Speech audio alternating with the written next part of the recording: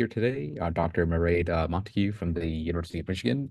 Prior to joining us as a postdoc, she was at the University of Tennessee, Knoxville, and today she'll be talking about some of her dissertation work relating to neutron tomography. As a reminder regarding questions and answers for participants in the chat today, feel free to ask any questions in the Q&A panel, and they will be answered accordingly throughout the presentation or at the end, as we did in prior sessions. So without further ado, Mairead, go ahead. The floor is yours. All right. As Ricardo said, I am now a postdoc at the University of Michigan. However, a little bit of background about myself. I got my bachelor's degree from the University of California, Berkeley back in 2018. Got my master's degree from the University of Tennessee in December of 2019. I completed my PhD work in January of 2024 and officially received my degree in May of 2024. Also through the University of Tennessee. However, all of this research was done at Oak Ridge National Laboratory here in the US. So I was effectively subcontracted out to them to do this research in conjunction with the university. So today I'll be talking to you about the characterization of a proof of concept imager to safeguard spent nuclear fuel using passive fast neutron emission tomography. So here's the outline. I'll go a little bit through the introduction and the background, talk about some prior design work that was done before my dissertation picked up. I'll talk about some changes that I had to make and the actual construction of the imager. We'll go through initial measurements and reconstructions, modifications that we had to make, fuel pin reconstructions, and then conclusions at the end. All right. So the first question we have when we're starting to look at projects like this is, to whom is this particularly important? So the IAEA was created with the purpose of promoting peaceful applications of atomic energy and with the power to actually verify peaceful utilization. So there's things that are particularly important to them, and those include material control and accountability. Which means that what they're doing is they're doing a lot of developing methods for the verification of spent nuclear fuel. They're trying to develop new containment and surveillance techniques, and generally speaking, they want to pursue the continuity of knowledge over nuclear materials and facilities. They want to have a knowledge of what's happening, what the material is, where it is at any time. So that's the continuity of knowledge there. So the IAEA's goal is to detect the diversion of spent nuclear fuel from a spent fuel assembly. They have two different types of defects. And a gross defect is the diversion of an entire spent fuel assembly. So this is an example of a PWR spent fuel assembly. So the entire one of these, if that were to go missing, that is the gross defects. However, partial defects are the diversion of single or multiple fuel pins. So that's just if part of this fuel assembly is defected and goes missing. So what we've proposed is having some sort of tomography verification tool, something that we're going to be able to have single fuel pin resolution. We can tell if even one fuel pin is missing. Something that will allow us to potentially determine how old the fuel is. We definitely want something that's non-destructive. We don't want to go in there and be destroying, fuel rods, pellets, all of these things. We want to have something that's non-destructive and something that's minimally intrusive, because while we want to verify that everything is there, we really can't cease operations at a nuclear power plant for us to verify every single thing. That's so expensive. It's not something that we can realistically do. So these are the 4 criteria that we're really hitting when we're trying to make a new tomography tool. So yesterday, Ricardo talked about tomography in general, but today I'm going to talk a little bit about specifically computed tomography. So you'll see a lot of computed tomography in what I'm about to talk about, but also in medical imaging and things like that. So in computed tomography, you create cross-sectional images using this projected data. I'm specifically talking about emission tomography, which means that the source is coming from the object that I'm trying to make a picture of. You can also have transmission tomography, which means that the source goes through the object that you're trying to make a picture of. So in emission tomography, what we have is we divide everything into separate lines of response and multiple views. And then what we can do is we have a bunch of detectors and we record each one of these lines of response in one specific view, and we call them a projection. Then we can go through an algorithm to combine all of these projections in order to actually form a reconstruction. So computed tomography, you can also produce these things called sinograms. So all of your projection data, say you take it at a whole bunch of different angles, like you see in this image over here, you can get this measurement at this angle, another measurement at a separate angle. One of the ways we can represent the data at every single one of those angles or every single one of those projections is with a sinogram. So it's going to map the data at the line of response and the detector position, where the color spectrum is going to be used to represent the relative intensity of your source. So I'm going to talk a little bit about simple reconstruction algorithms, which Ricardo hit on a little bit yesterday, but I'll go through them again briefly just in case. So computed tomography image reconstruction combines data to create these reconstructions. So what happens in simple projection is that it divides all of the signal data into one perspective equally amongst the pixels that are examined in that perspective. So this is a really good image in which you have the pixels that are examined, it divides all of that signal equally amongst it. And it's going to keep doing this for every single one of these projections. And eventually, when you start adding them all up, you get some sort of defined image when you have all of these different angles in here. So this is kind of limited in some situations. It's limited because if you have multiple sources, it may not attribute your things correctly. If your source is really spread out, it's not going to show the characteristics of your source very well. And the contrast between the source and the background is not great, which means that we're moving into iterative reconstruction algorithms. So what you can do with iterative reconstruction algorithms is you can create what's called a forward projection, which is kind of an initial estimate of the image. So forward projection starts with the image, and then it works to calculate what sort of projections would layer to form it. Now we have a measured, and then we have this calculated sinogram, and we compare the measured data that we have and our best guess, quote unquote, and we figure out the difference between our data and our best guess. Then we use that difference that we get to modify our next best guess.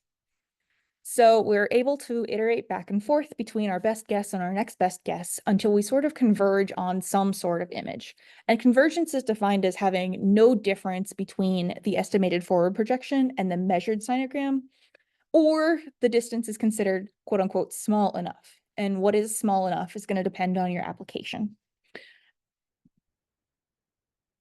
So there are some things that we do to try to even improve this iterative convergence method. And one of them is a maximum likelihood expectation maximization, or MLEM, which once again, Ricardo talked about really yesterday, but I'll cover a little bit more today. And really what happens in MLEM is that we're assigning a higher statistical value to pixels with a higher source, which basically means that we are weighting our pixels based on some amount of information that we have about the object. It does require that you have some sort of information. And if you have this information, it's a great way to actually speed things along and converge much quicker. So I'm going to tell you a little bit about passive gamma emission tomography, because this is something that's been done for quite a while. And what they do in passive gamma emission tomography is that they have their fuel assembly in the middle of the area of interest, right? And then we've got our detectors surrounding the whole thing. And we've got collimators, which collimate the gammas and make it such that we're only detecting the gammas that come at very specific angles from whatever our object of interest is. So as we rotate our detectors and collimators around, we get a whole bunch of different projections, and we can add those projections to create an image.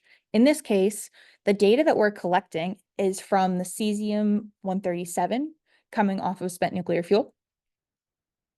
It's definitely one of the most promising methods of examining spent nuclear fuel currently, and it works really well, especially as they start incorporating a second signature of spent nuclear fuel, which is the europium-154 gamma ray. So the only problem that we start seeing with passive gamma emission tomography and with gammas in general is that when you start getting really large spent fuel assemblies, you start having a lot of self-shielding, which means that things that are trying to escape from the center of the fuel assembly are being absorbed or scattered between all of the other pins that exist between there and the detector, which is a limitation of passive gamma emission tomography in particular. We've also looked, there's also muon computed tomography, in which, we're trying to look at cosmic muons, and seeing whether we can have the same principle, but instead of having two detectors that rotate, we've got them at two different heights. However, the drawback here is that we have kind of limited deployment into how we're looking at muon computed tomography. Which brings us to talking about neutrons. So we already looked at muons and said, okay, what can we do with those? We looked at gammas and we said, what can we do with those? So here we're looking at neutrons. So spent nuclear fuel has a pretty high neutron emission rate on the order of 10 to the 7th or 10 to the 8th neutrons per second. And after about 2 years, that is really dominated by the curium-244 that's in spent nuclear fuel. Typically, when you're measuring neutrons from spent fuel, you're trying to measure the plutonium-239 content. And so plutonium does saturate with increased burnup, which means that you can't use plutonium to be able to identify how long the fuel was burned in a reactor. However, the curium-244 emission does not saturate as a function of burnup, and it is proportional to the 4th power to the quantity of plutonium that's present in your sample. So in this case, we're really looking to try to detect these neutrons coming from curium-244 in order to create an image of our spent nuclear fuel and potentially see if we can actually tell how long each individual pin has been in the reactor, and what the burnup is of that specific pin. So there were some initial design requirements that we had to meet when we're trying to actually design this thing. We're looking at fast neutrons. We're not looking at thermal neutrons. We're going to be looking at fast because they're the ones that are penetrating enough to actually escape the spent fuel assembly. They are difficult to collimate and measure, and they are difficult to measure, especially when you have a lot of gamma ray emissions happening at the same time. So for our detector, what we really want to do is we want to get a high detection efficiency, a high spatial resolution. We want to minimize the number of gamma rays that we're detecting with our neutron detectors. And we want to make sure that this is of a reasonable size because once again, we cannot interrupt things that are happening at a facility. So this brings us to our detector of choice. So in this case, we're using boron-coated straw detectors. And so boron-coated straw detectors are 4 millimeter tubes of aluminum that's going to be lined with boron carbide coated copper straws. Effectively, what happens is that we have a boron plus neutron reaction, which creates lithium and an alpha particle. So this alpha particle then ionizes a number of electrons within our boron-coated straw, and the electrons travel along this wire and are collected. So this effectively acts like just a large proportional counter. We like these because they're relatively gamma blind, which is good because we really don't want to see all of these gammas that are coming from spent fuel. We want to focus on the neutrons. And these will just count the quantity of neutrons that we get in each one of these straws, which is of importance to us currently. So the way that we ended up designing our modules for this big detector system is that we made 12 of these modules. Each one of them has 24 rows that are 8 straws deep. So the readout for this is 8 straws at a time. So we basically have what we will refer to as 24 detectors per each detector module. And so these are embedded in a high density polyethylene, which will moderate our neutrons from fast spectrum down to thermal spectrum and allow us to actually detect them within these boron-coated straw detectors. So the one thing that is particularly novel about this detector system is our collimator. So I showed some pictures earlier of the collimator that they use for prompt gamma emission tomography. And those are basically long collimators that are straight and they rotate. In this case, we have a parallel slit ring collimator. So we basically took what would be the standard version and we rotated every one of these slits around the axis here until we went from A to E in our collimator design. And the reason why we did this is because this gives us greater distance between the detector elements. It allows us to space our detectors evenly around the collimator annulus while still maintaining all of these same lines of response. So the increased distance between our elements reduces neutron scattering between detectors and tries to cut down on a lot of our noise component. So the initial design had 96 of these collimator slits, which is, and given that we have 288 detectors, every slit is pointing to every third detector. So this slide basically says that in particular, when we were looking at the collimator, we knew that we were going to need to make this collimator, one, small enough that would have fit into a spent fuel cask. And two, we need it to be a two-part collimator. We need a section of stainless steel to help us cut down on the quantity of gammas. And then we need the rest of it to be borated polyethylene, which is going to actually collimate our neutrons and get rid of any neutron scattering that we really don't want to see. So for our parameters, we were particularly looking at an imager-specific signal-to-noise ratio. And so this is defining our optimal conditions for the fuel pin versus the surrounding ratio.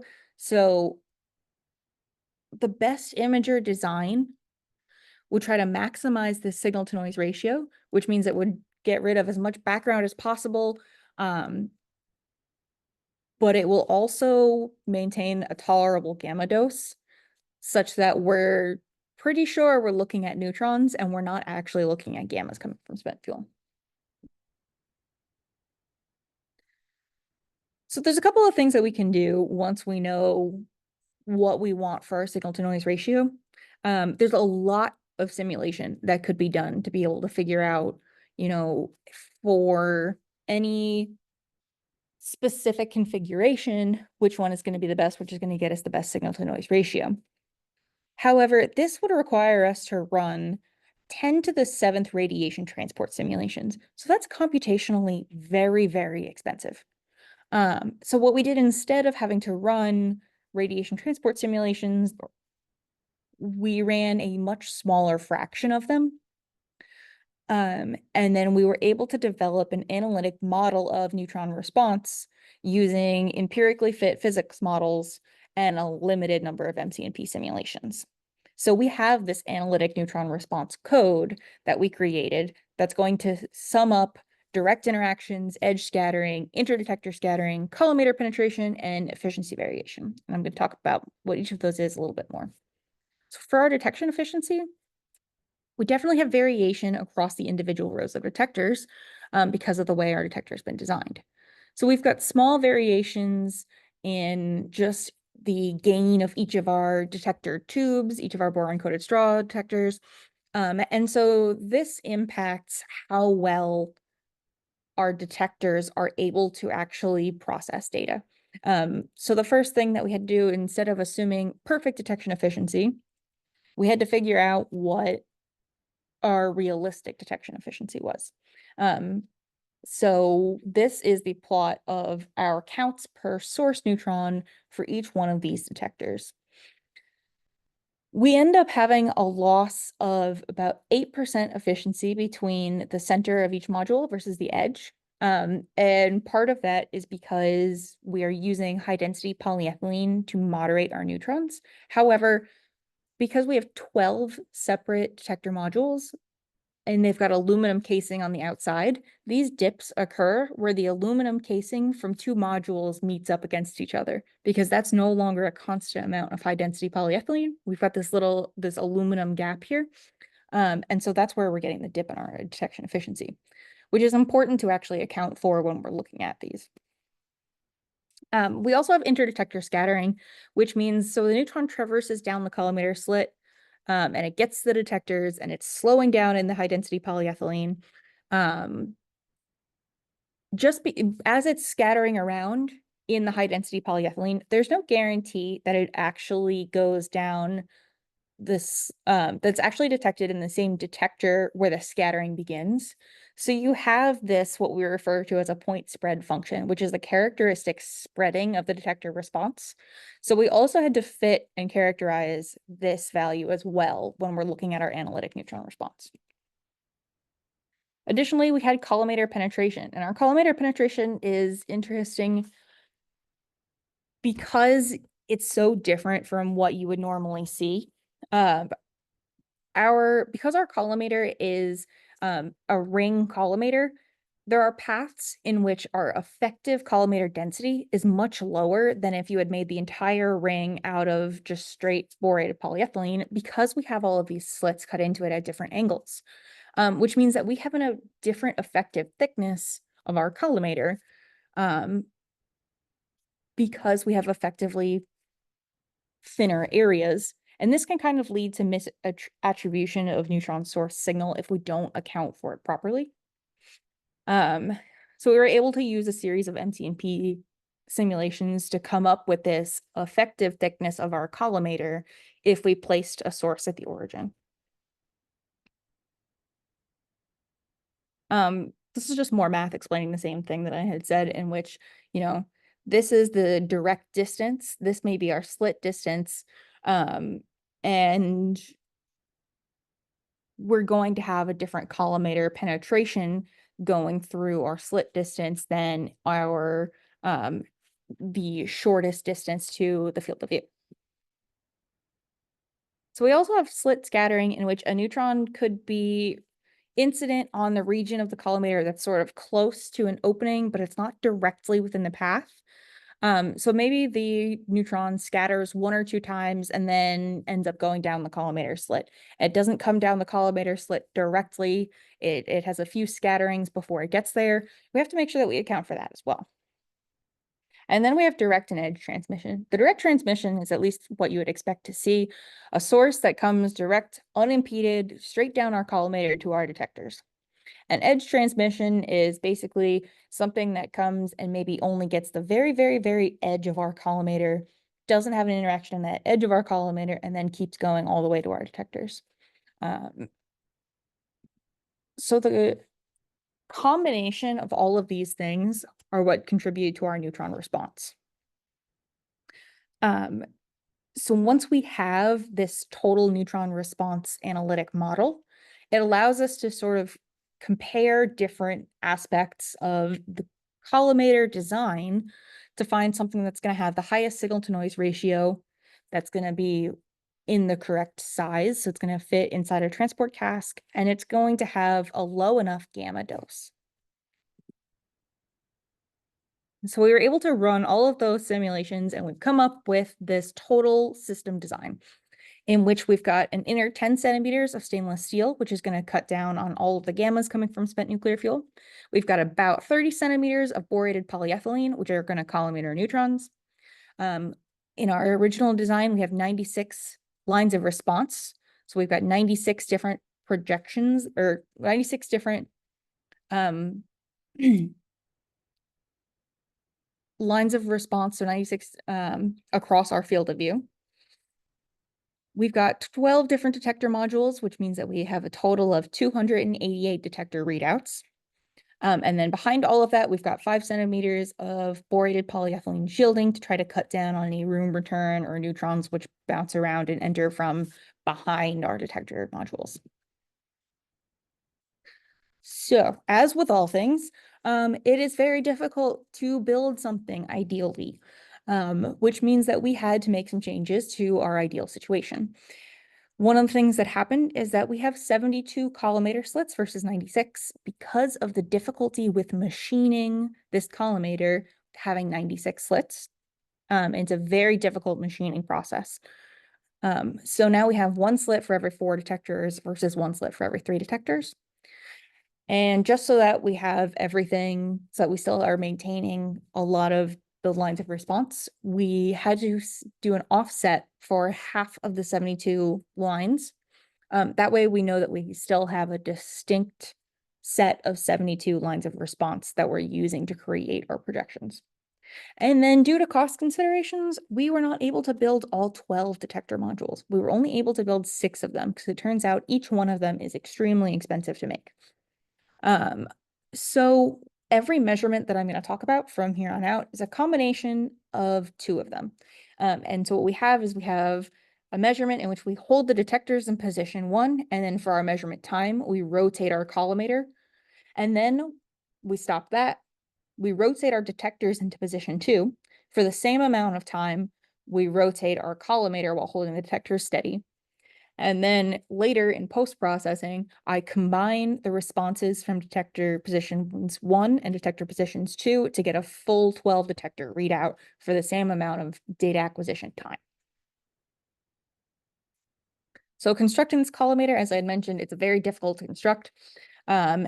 We had to have these composite wedges that we made with stainless steel and poly. So in part B here, you can see the 10 centimeters of stainless steel and just about 30 centimeters of borated poly. And then these had to be slid into this large collimator system. So each one of these is a meter tall and have to be slid into this collimator. So our as-built detector design, we ended up with our collimator assembly on the inside, our detectors around the outside, which are on a rotating gantry. We've got borated polyethylene below these, and then we've got a motor here, which will rotate our collimator when we're looking to take measurements. As far as our data acquisition system, we were using an in-house data acquisition system created at Oak Ridge National Laboratory, but it effectively output 144 detectors, which is what we have instead of the 288, because we only made 6 of our detector modules. We only have to deal with 144 of our detectors at a time. So we were able to output all of these into our data acquisition system. So this is our fully assembled imager. The imager itself, our neutron detectors are 1 meter and 13 centimeters tall. This whole thing is up quite high. And this is easily over 6 feet tall from floor to top of this. I do end up having to use a ladder if I want to climb on top of it. This is a very large system. So moving on to our detector module testing. So first things we ended up doing, we're trying to see what kind of what do we need to set our detector modules at? How do we correct for each of our detector modules? And so we performed an experiment in which we arranged all of our 6 detector modules like this, and we tried different bias voltages and different trigger thresholds to see what is going to match our boron-coated straw intrinsic efficiency that's reported by the manufacturer. So I believe that people have talked about detector efficiency. So I'm not going to spend long on the different types of detector efficiencies. But I will say that our final detector efficiency, after iterating through a number of different bias voltages and trigger thresholds, we ended up with choosing a 700-volt bias voltage with a 25 millivolt trigger threshold. So the reported value is 54%. So we were within our 54% of the reported efficiency. There's a less than 5% difference. So we were happy with the settings that we chose. So we did some initial measurements with this system just to sort of prove that we are capable of making initial measurements. So we had a relatively low yield Californium 252 source in which we placed it into 5 different positions within this mock fuel assembly grid and placed the whole grid within our imager. So we used 5 different positions at 0, 0, 2, 0, 2, 1, 3, 1, and 4, 0. And the reasons why we wanted to do that is to see how well we would be able to detect and separate various source locations. So the smallest gap that we have is this 2, 0 to 2, 1, and that's going to be less than half an inch. It's about 1.2 centimeters between the center of the pin to center of the pin.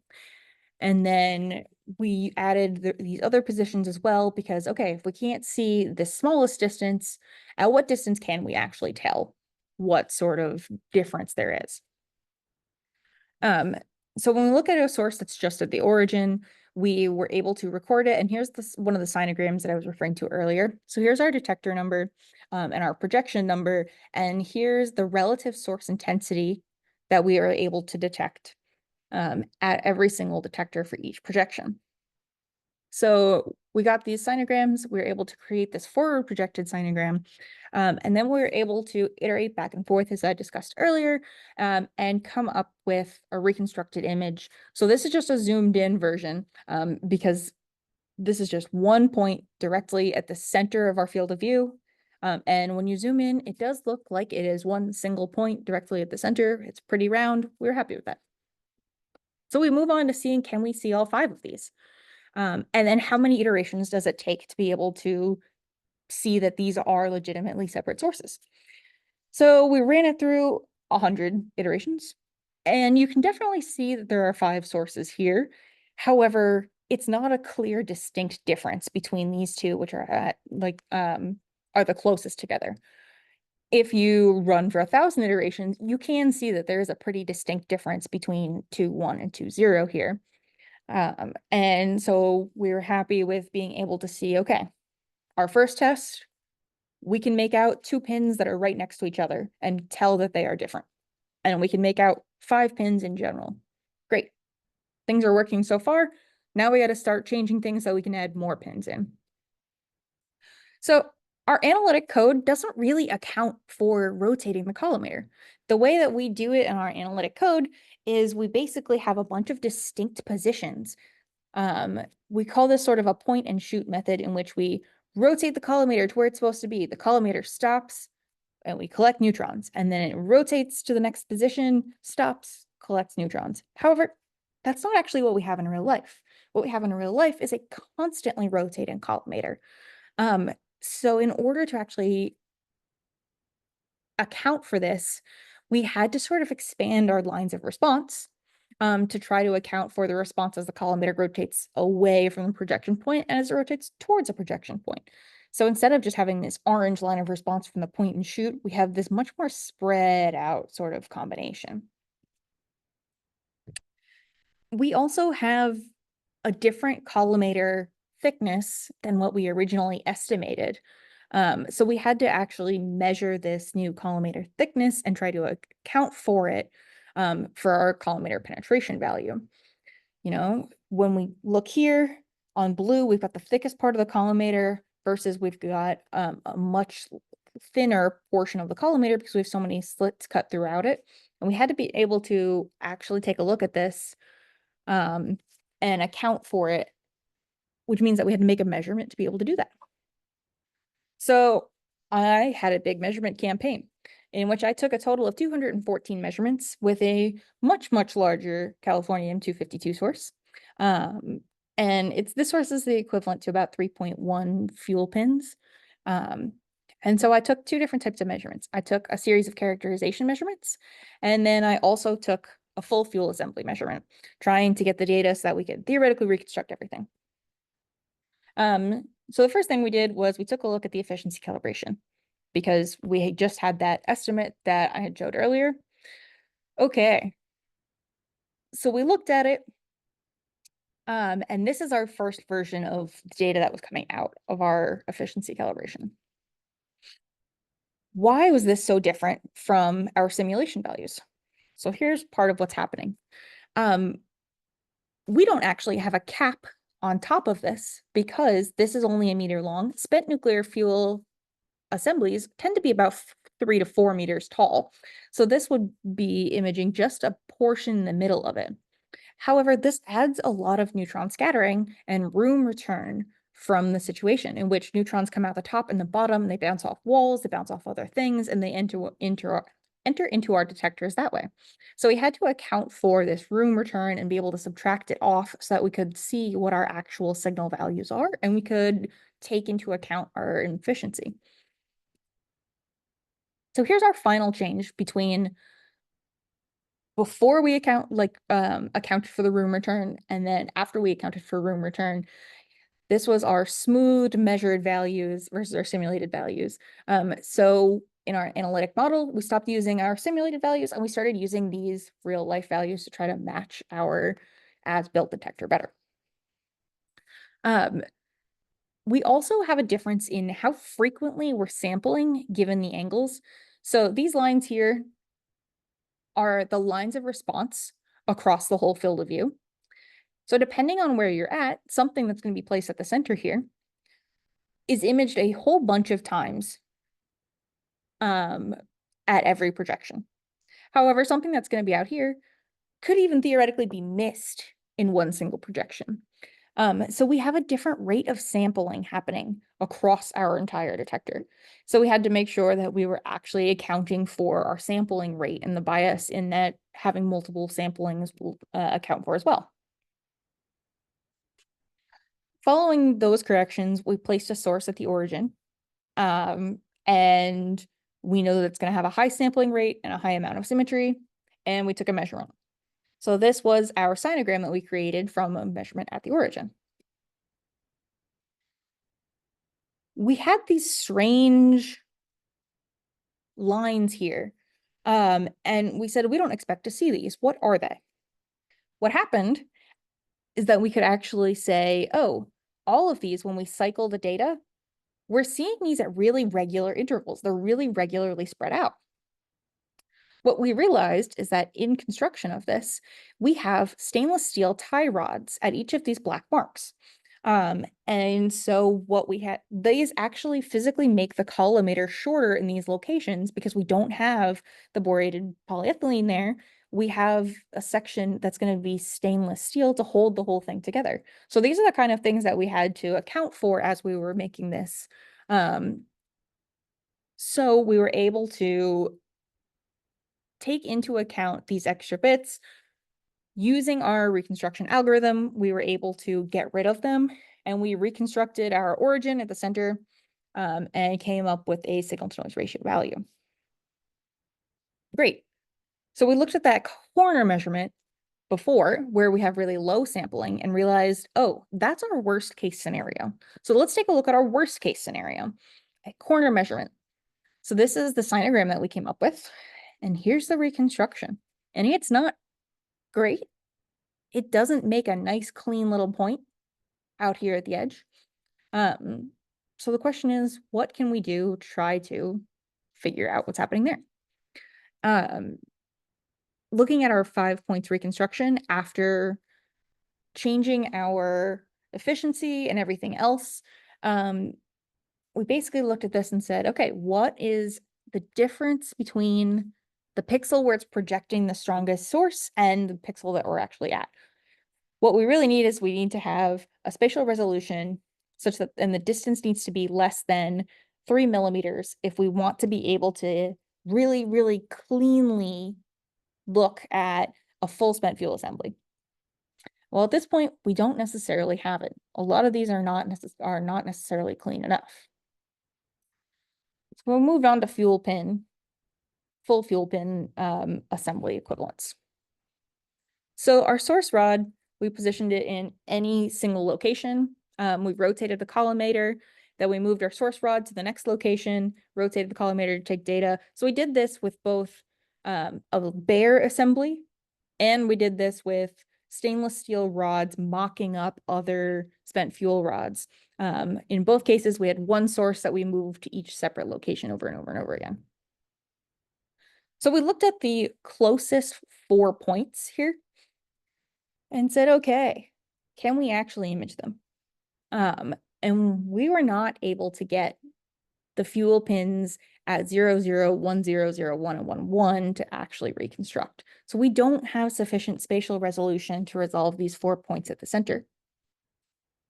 And part of that is that we have some slight differences between our analytic versus our measured response. Our measured response doesn't necessarily match what our model says it's going to be exactly. They're kind of close. They're very close, but they're not exactly there.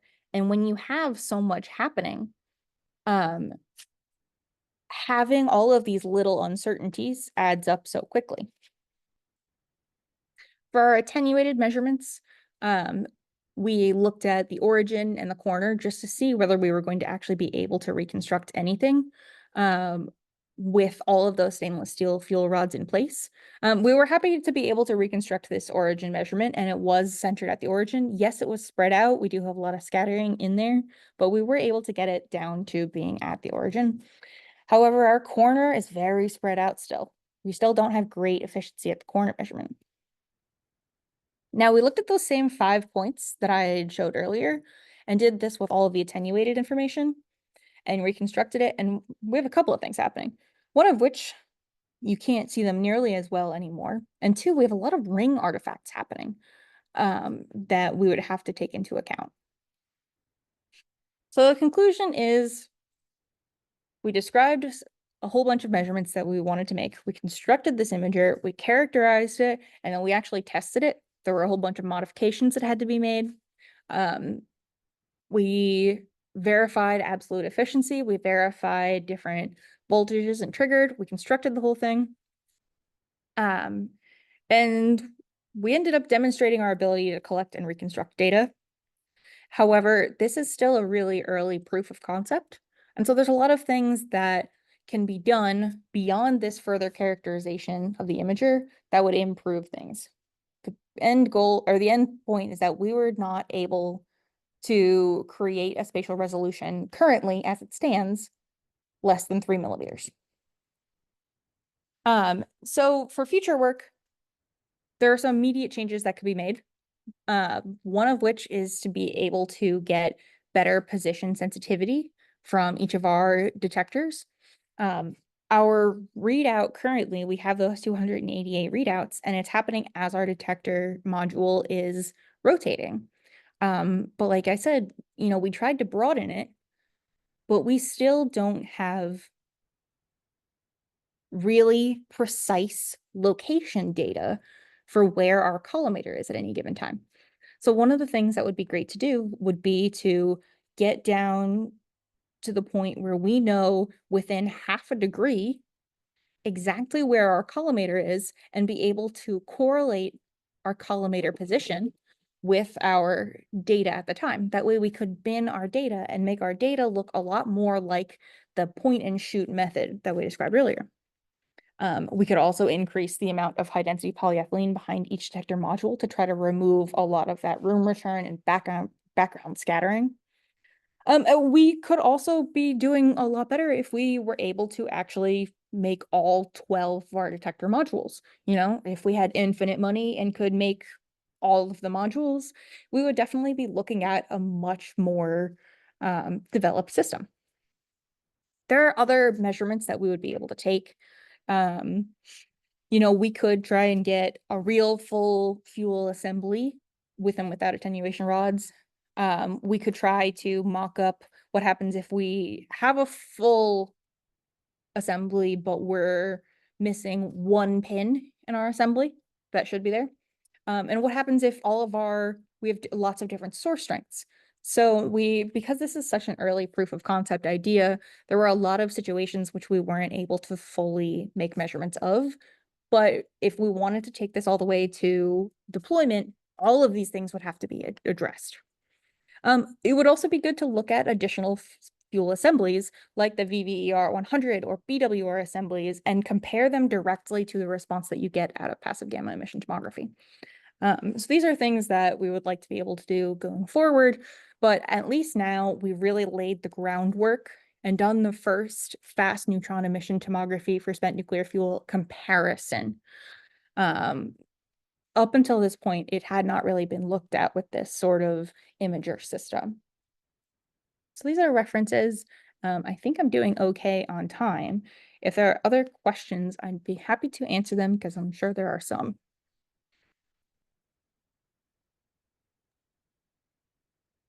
All right. Yeah, nice talk, Mairead. There are a couple that we can get started, and then as people probably have more, they'll probably add them to the Q&A. But to begin with, one of them pertains to the simulation work that you did, and the question specifically says a lot of MCP simulations where there's a lot of shielding through the collimator. Did that require using all the Monte Carlo variance reduction tools to get enough statistics that deep into the collimator? Um, what ended up happening is we ended up running a huge quantity of particles, but we didn't end up doing variance reduction because frequently variance reduction, at least for the group that I was in, meant making a directional source or things like that. And because we wanted something that was going to be isotropic, um, we really just ended up running a large number of particles on the order of 1 billion particles to 10 billion particles for the Monte Carlo simulations that we used. But that's also why we used a much smaller set of Monte Carlo simulations.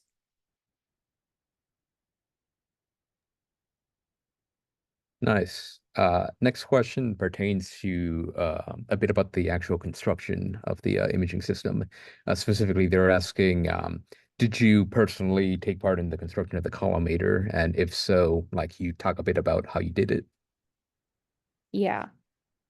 So let me, oh no, come back, go back to the construction portion here.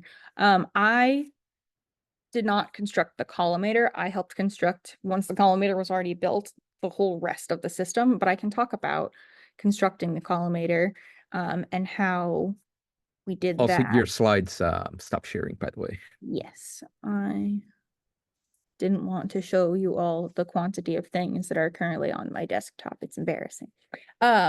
So for this, what happened was we had these stainless steel wedge sections, and we were able to bolt them into the borated polyethylene.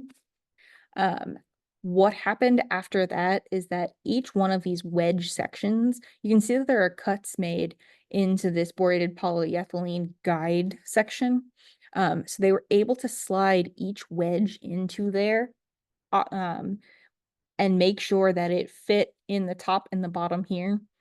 Um, while leaving the little channel still exposed to have our collimator, our slit cut in the collimator to continue to be exposed. So they're able to just basically construct this whole big guide section and then slide each one in there. And fortunately, it was a very tight fit. Um, so they didn't have to do too much else with it other than slide them in. But that's how they actually constructed the whole collimator portion. And it was constructed offsite at Agile Technologies, and it was then moved from the offsite location to Oak Ridge National Laboratory. The Agile Technologies, I don't know if they exist any longer because the owner is now a full-time employee in the same group at Oak Ridge National Laboratory where I did this research.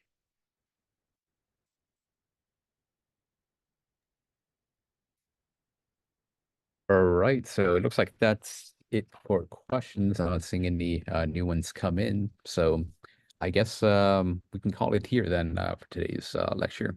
Thank you very much. Yeah, thank you guys. Um, again, the talk should be available online in a couple of days. And please come back tomorrow for another lecture about radiation imaging.